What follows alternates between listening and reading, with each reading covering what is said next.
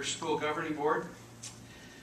Madam Chairman and members of the board and administration, I'm speaking to you about the moment of silence that replaced what used to be a clergy-offered prayer at the start of the meetings. The purpose of our schools is not to undermine American traditions in pursuit of a global model. Instead, it's to support, perpetuate, and teach American traditions that have helped to make our country great.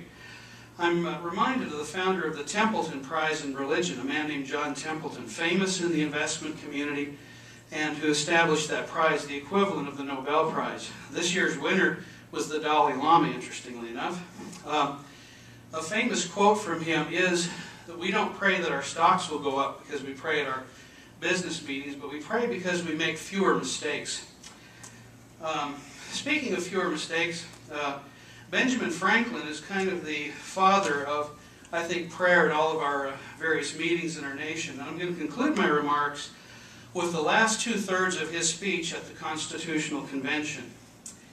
In this situation of this assembly, groping as it were in the dark to find political truth and scarce able to distinguish it when to us, how has it happened, sir, that we have not hitherto once thought of humbly applying to the Father of Lights to illuminate our understandings?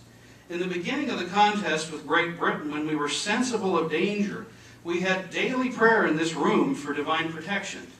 Our prayers, sir, were heard and they were graciously answered. All of us who were engaged in the struggle must have observed frequent instances of a superintending providence in our favor. To that kind providence we owe this happy opportunity of consulting in peace on the means of establishing our future national felicity. And have we now forgotten that powerful friend? Or do we imagine that we no longer need his assistance? I have lived, sir, a long time, and the longer I live, the more convincing proofs I see of this truth, that God governs in the affairs of men. If a sparrow cannot fall to the ground without his notice, is it probable that an empire could rise without his aid? We have been assured, sir, in the sacred writings that except the Lord build, they labor in vain that build it.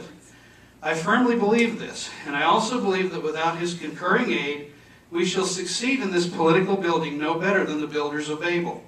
We shall be divided by our little local partial interests, and our projects will be 30 confounded. seconds. Anyway, I'll conclude with this closing statement. I therefore beg to move that henceforth prayers employing the insistence of heaven and its blessings on our deliberations be held in this assembly every morning before we proceed to business, and that one or more of the clergy of this city be requested to officiate in that service. If it's good enough for both houses of Congress, the House and Senate, both houses of the legislature, other school districts, it ought to be good enough for the Gilbert School Board. Thank you.